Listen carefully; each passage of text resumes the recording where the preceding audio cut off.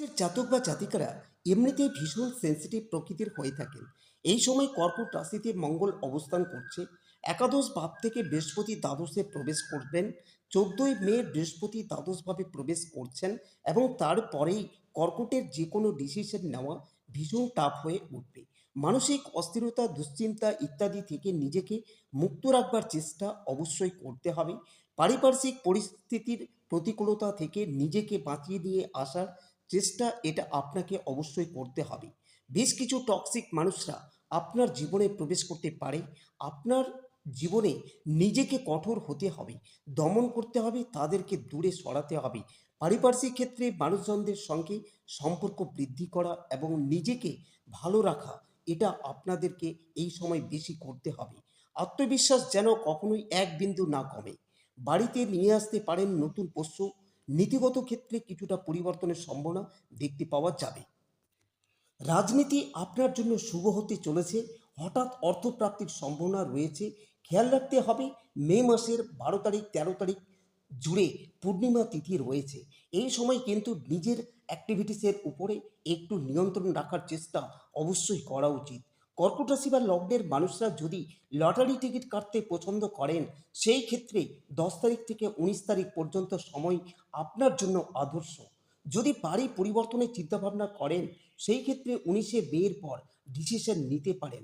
কর্কট রাশির মানুষরা ধারণ করুন ক্লিয়ার ক্রিস্টাল ব্রেসলেট, পাঠ করুন নবগ্রহ স্ত্র অথবা মহামৃত্যুঞ্জয় মন্ত্র। নমস্কার, আমি দেব অ্যাস্ট্রোলজার সুজিত। আমার ইউটিউব চ্যানেলের সকল দর্শকদের প্রণাম জানিয়ে আমার আলোচনাটি শুরু করছি। আমার এই আলোচনায় কর্কট রাশির মে মাসের ভাগ্যের পরিস্থিতি কেমন যাবে তা নিয়ে আমি বিস্তারিত আলোচনা করব। কর্কট রাশির জাতক বা জাতিকাদের শরীর স্বাস্থ্য, অর্থনীতি, পরিবার, প্রেম, সন্তান, শিক্ষা, বৈবাহিক জীবন, চাকরি এবং ব্যবসা কেমন যাবে, এই সমস্তটাই এই আলোচনার মধ্যে থাকবে। তাই ভিডিওটি শেষ পর্যন্ত মন দিয়ে শুনবেন। মূল আলোচনায় প্রবেশ করার আগে আপনাদেরকে জানিয়ে রাখি, যারা আমার চ্যানেলে প্রথম যুক্ত হয়েছেন এবং ভিডিওটি শুনছেন, তাদেরকে অনুরোধ করব আপনারা এখনই চ্যানেলটিকে সাবস্ক্রাইব করুন এবং পাশে থাকা বেলটিকে বাজিয়ে দিন। তার সাথে সাথে ভিডিওটিতে লাইক করে দেবেন। চলুন এবার আলোচনায় প্রবেশ করি। কর্কট রাশি কালপুরুষের চতুর্থ রাশি দ্বারা প্রভাবিত রয়েছে। এই রাশির 3টে নক্ষত্রের প্রভাব রয়েছে। তার মধ্যে প্রথমে রয়েছে বৃশ্চিক, বৃহস্পতির নক্ষত্র পুনর্বসু, শনির নক্ষত্রে রয়েছে পুষ্যা এবং বুধের নক্ষত্রে অশ্লেষা নক্ষত্র রয়েছে। কর্কট রাশির মানুষরা এমনিতে সেন্সিটিভ প্রকৃতির হয়ে থাকেন, ভীষণ সেন্টিমেন্টাল। কিন্তু এই সময় কর্কট রাশিতে থাকবে মঙ্গল গ্রহের অবস্থান। একাদশ ভাব থেকে দ্বাদশভাবে বৃহস্পতি এই মাসে প্রবেশ করবেন। 14ই মে বৃহস্পতি দ্বাদশভাবে প্রবেশ করছেন এবং প্রবেশ করার পরেই কর্কটের বেশ ডিসিশন নেওয়া টাফ হয়ে উঠবে। বেশ কিছু ঠিকঠাক করে রাখার পরে কর্কটকে সেখান থেকে সরে আসতে হবে। 18ই মে রাহু অষ্টমভাবে প্রবেশ করছে, যার ফলে ঋণ প্রাপ্তি হতে পারে। হঠাৎ করে অর্থপ্রাপ্তির যোগ অনেক বেশি থাকবে। রাহু অষ্টমভাবে প্রবেশ করছে, এর ফলে যাদের জন্মকুণ্ডলিতে রাহুর পজিশন ভালো রয়েছে, কিন্তু রাহুর নক্ষত্র ভাগ্যস্থান বা কোনো স্থানে রয়েছে, অর্থাৎ 1, 5, 9 রয়েছে, সেই সমস্ত জাতক জাতিকাদের প্রবল অর্থপ্রাপ্তির সম্ভাবনা থাকবে। কিন্তু যাদের জন্মকুণ্ডলিতে রাহুর পজিশন ভালো নেই, রাহুর ডিস্টার্বের মধ্যে রয়েছেন, তাদের কিন্তু অতিরিক্ত সাবধান হতে হবে।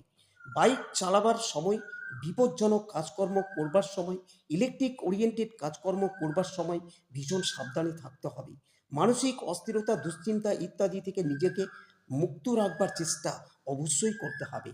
পারিপার্শ্বিক পরিস্থিতির প্রতিকূলতা থেকে নিজেকে বাঁচিয়ে নিয়ে আসার চেষ্টা এটা কিন্তু অবশ্যই করতে হবে। এর সঙ্গে সঙ্গে দ্বিতীয় কেতু অবস্থান করছে। ফাইন্যান্সের দিক থেকে অল্প বিস্তর স্ট্রেস, অ্যাংজাইটি, টেনশন ইত্যাদি আসতে পারে। মানসিক অবস্থার উন্নতি হওয়ার যোগ অবশ্যই থাকছে। কর্মক্ষেত্রে উন্নতির যোগ এটাও দেখতে পাওয়া যাবে। স্বল্পকালীন বিদেশ যাত্রা হতে পারে। শরীর স্বাস্থ্যের প্রতি খেয়াল রাখতে হবে কর্কটকে। ষষ্ঠপতি দ্বাদশে এসে বিপরীত রাজ্য করলেও নবমপতি বৃহস্পতি তিনিও কিন্তু দ্বাদশে যাচ্ছেন। সেই সঙ্গে সঙ্গে শনি কিন্তু নবমভাবে রয়েছে। ঢাইয়ার অবসান হলেও কর্কটের মানসিক অবস্থা একটু শান্ত স্থিমিত অবস্থায় দেখতে পাওয়া যাবে। যারা অ্যাস্ট্রোলজি পড়তে চাইছেন, সাইকোলজি পড়তে চাইছেন কিংবা আন্তর্জাতিক রাজনৈতিক বিষয় নিয়ে পড়াশোনা করতে চাইছেন, তাদের ক্ষেত্রে কিন্তু উন্নতির সম্ভাবনা দেখতে পাওয়া যায়। পেশাগত ক্ষেত্রে উন্নতির সম্ভাবনা অনেকটাই বাড়বে। পুরনো শত্রুতা ফিরে আসতে পারে, মানসিক অস্থিরতা সেটাও অনেক বৃদ্ধির সম্ভাবনা থাকছে। বেশ কিছু টক্সিক মানুষরা আপনার জীবনে অনুপ্রবেশ করার চেষ্টা করতে পারে, তাদেরকে কঠোর হস্তে দমন করতে হবে এবং আপনার জীবন থেকে দূরে সরাতে হবে এবং খেয়াল রাখতে হবে যে আপনার বেঁচে থাকা অস্তিত্ব সেটা কিন্তু বেশি জরুরি। যে কোনো সম্পর্ক, যে কোনো বিষয়ের থেকে নিজেকে ভালো রাখার জন্য কিছুটা হলেও কর্কটকে স্বার্থ চিন্তা বাড়াতে হবে। বাক্যের কারণে কিছু সম্পর্কের জটিলতার সৃষ্টি হতে পারে। যে কথা বলা উচিত নয় হঠাৎ করে সে কথা মুখ দিয়ে বলে ফেলতে পারেন। কন্যা সন্তানের স্বাস্থ্য নিয়ে দুশ্চিন্তা বাড়তে পারে কর্কটের। বিদেশে যোগাযোগ, এক্সপোর্ট ইম্পোর্টের ব্যবসা যারা করেন কিংবা যারা ইম্পোর্টের মালপত্র বিক্রি করেন, সেই সমস্ত মানুষদের ক্ষেত্রে উন্নতির যোগ অনেকটাই বেশি থাকছে। উচ্চশিক্ষার সম্ভাবনা বাড়তে পারে। প্রচণ্ড পরিশ্রম শিক্ষাক্ষেত্রে প্রশমিত করবে। সপ্তমপতি অষ্টমপতি শনিদেব এই সময় নবমে অবস্থান করছে এবং তার সঙ্গে সঙ্গে অষ্টমী রাহুর অবস্থান। যারা ভাবছেন এডুকেশনে লোন নিয়ে পড়তে যাব বাইরে, তাদের ক্ষেত্রে কিন্তু নতুন সুযোগ আসতে চলেছে। তারা কিন্তু খুব সহজে নিজেদের শিক্ষার ক্ষেত্রকে আরেকটু বেটার, আরেকটু উন্নততর করে তুলতে পারবেন। বাহ্যিক আড়ম্বরের দিক থেকে সরিয়ে নিয়ে এসে অভ্যন্তরীণ মানুষের সঙ্গে উন্নতির চেষ্টা এটা কর্কটকে করতে হবে। স্পিরিচুয়াল অ্যাটাচমেন্ট মারাত্মকভাবে বাড়তে চলেছে। দ্বিতীয় কেতু নবমে শনি জ্যোতিষ শিক্ষার জন্য আদর্শ সময়। সপ্তমপতি শনি নবমে অর্থাৎ ভাগ্যস্থানে অবস্থান করছেন, দশা সাপোর্ট একটু দরকার। তাহলেই ব্যবসা ক্ষেত্রে উন্নতির অনেকটাই বৃদ্ধি হতে দেখা যাবে। ব্যবসায়িক ক্ষেত্রে ইমপ্রুভমেন্ট হিউজ পরিমাণে হতে চলেছে এবং ইমপ্রুভমেন্টের মাধ্যমে অর্থের স্থিতিশীলতা, মানসিক শান্তি ইত্যাদি বাড়তে দেখা যাবে। বাড়বে পরিশ্রম। শনি যেহেতু নবমে অবস্থান করছে, তাই পরিশ্রমের মাধ্যমে ভাগ্যের উন্নতি করার প্রচেষ্টা এটা আপনাদেরকে করতেই হবে। কখনো কখনো এই পরিশ্রম কিন্তু অতিরিক্ত হয়ে পড়তে পারে। নান্দনিক বিষয়ের প্রতি আগ্রহ বৃদ্ধির সম্ভাবনা দেখতে পাওয়া যায় এবং সেই ক্ষেত্রে স্থিতিশীলতা বাড়তে চলেছে। অবসর বিনোদনের সঙ্গে সঙ্গে সেই বিনোদনের ক্রিয়াকে অন্য মানুষের বিনোদন প্রসঙ্গে ব্যবহার করা যেতে পারে। ইউটিউব, ফেসবুক ইত্যাদির মাধ্যমে আয় উপার্জন, সোশ্যাল মিডিয়া ইউটিলাইজ করার একটা প্রচেষ্টা সেটা অবশ্যই আপনি করতে পারেন এবং সেই কাজটি আপনাকে বেটার জায়গায় পৌঁছে দিতে পারে। কর্কট রাশি এবং লগ্নের মানুষদের জন্য পরিস্থিতি যে অনেক বেটার তা একেবারেই নয়, কিন্তু খেয়াল রাখতে হবে যে প্রত্যেকটা বিষয়ের সঙ্গে পজিটিভিটি লুকিয়ে রয়েছে। প্রত্যেকটা বিষয়ের মধ্যে কিন্তু আপনার জন্য কিছু টিচিং রয়েছে, কিছু শিখবেন, কিছু অভিজ্ঞ অর্জন করবেন। সবসময় নিজেকে মোটিভেটেড রাখার চেষ্টা করতে হবে। মোটিভেশনের সঙ্গে সঙ্গে মেডিটেশন এটাও রেগুলার প্র্যাকটিস করুন। পারিবারিক ক্ষেত্রে মানুষজনের সঙ্গে সম্পর্ক বৃদ্ধির তুলনায় নিজেকে ভালো রাখার চেষ্টা এটা আপনাদেরকে এই সময় একটু বেশি করতে হবে। আত্মবিশ্বাস যেন কখনোই এক বিন্দু না কমে। নতুন চাকরি প্রাপ্তির সম্ভাবনা থাকছে এবং তারই সঙ্গে সঙ্গে আপনার কর্মক্ষেত্রে স্টেবিলিটি বাড়ার সম্ভাবনা থাকছে। যারা ভাবছেন এবার চাকরিটা গেল, তাদের ক্ষেত্রে কিন্তু চাকরির স্থিতিশীলতা বৃদ্ধির সম্ভাবনা থাকছে। চাকরি যাবে না, চাকরি থাকবে। আগুন থেকে কর্কটকে সাবধানে থাকতে হবে এবং গরম জল, গরম তেল এবং গরম যে কোনো তরল পদার্থ থেকে বিপদ আসতে পারে। রান্নাঘরে কোনো রকম ক্যাজুয়াল মুভমেন্ট এটা কিন্তু ঘাতক হতে পারে, তাই সাবধানে থাকুন। খেয়াল রাখতে হবে রান্না কমপ্লিট হওয়ার সঙ্গে সঙ্গে গ্যাসের ওভেন অবশ্যই বন্ধ করতে হবে। কর্কট রাশির মানুষরা এই সময় এজেন্সির মাধ্যমে বেশ কিছুটা অর্থ উপার্জন করতে পারেন। বাড়ি পরিবর্তনের একটা সম্ভাবনা থাকছে। বাবার শরীরটা একটু খারাপ হতে পারে, তবে বড় কোনো বিপদের সম্ভাবনা থাকছে না। কিন্তু শরীরে ব্যথা, ঠান্ডা লাগা, অ্যাজমা, অ্যালার্জি এই সমস্যাগুলো আপনার বাবার ক্ষেত্রে ঘটতে পারে। বাড়িতে কোনো নতুন পস্তির আগমন করতে পারে।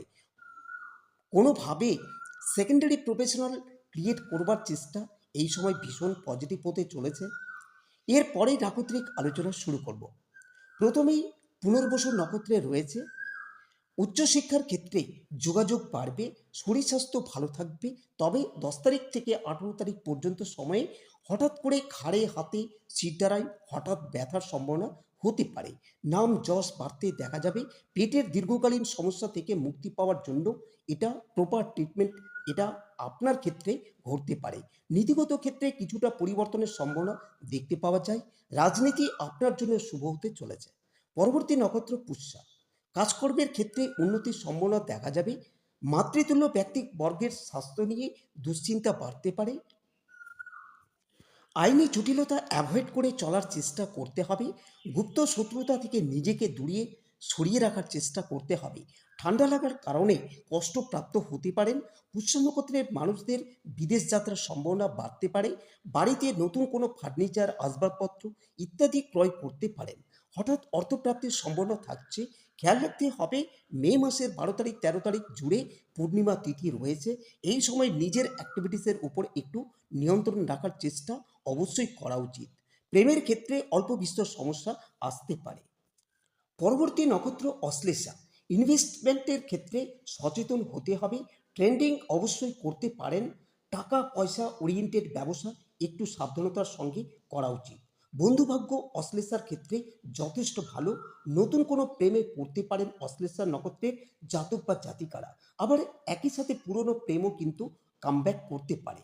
শেয়ার মার্কেট বা অন্য কোনো কোম্পানির বিজনেস বেনিফিশিয়াল হতে চলেছে। আইনি জটিলতা থেকে নিজেকে দূরে সরিয়ে রাখার চেষ্টা করুন। পেশাগত ক্ষেত্রে অস্থিরতা, অ্যাংজাইটি ইত্যাদির কারণে সমস্যাগ্রস্ত হতে পারেন।